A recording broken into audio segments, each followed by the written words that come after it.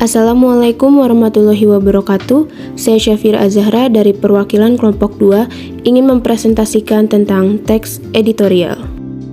Berikut nama-nama anggota kelompok 2 yang diketuai oleh Nadita Dwi Rahmawati, terdiri dari Aditya Ramadan, Deswita Khairani Putri, Muhammad Thorik Azumi, Safiran Tania, dan Syafira Azahra.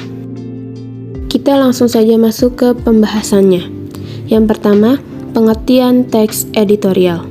Teks editorial adalah teks yang berisi pendapat pribadi dari redaksi terhadap suatu isu atau masalah aktual.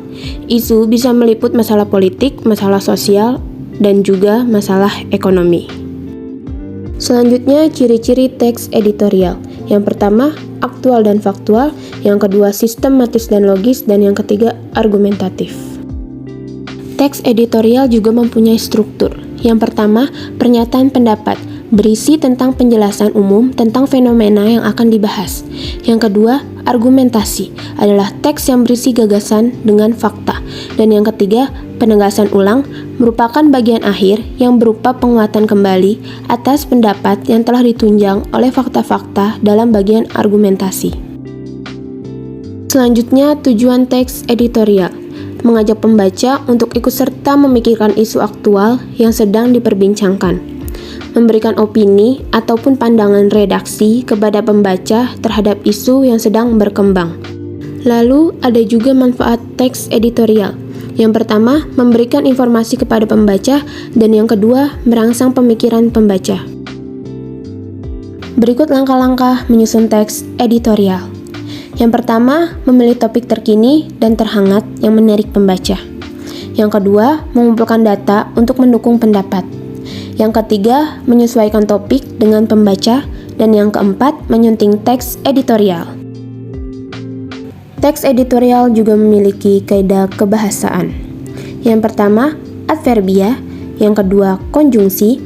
Yang ketiga, verba material. Yang keempat, verba relasional. Yang kelima, verba mental. Selanjutnya, kita masuk ke contoh struktur teks editorial.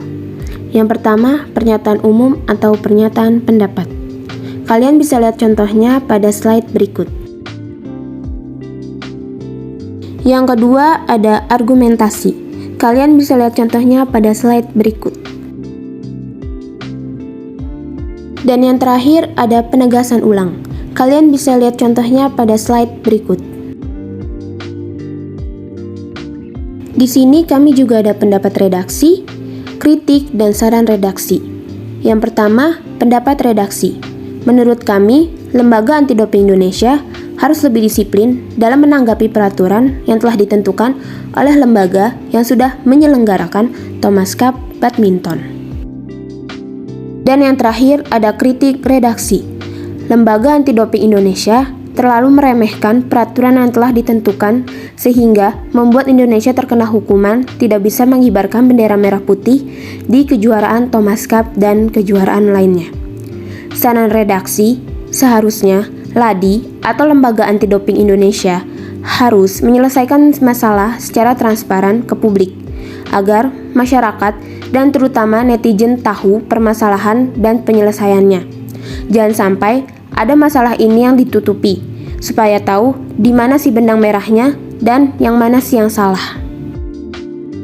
Sekian presentasi kali ini, semoga bermanfaat. Kurang lebihnya mohon dimaafkan. Wassalamualaikum warahmatullahi wabarakatuh.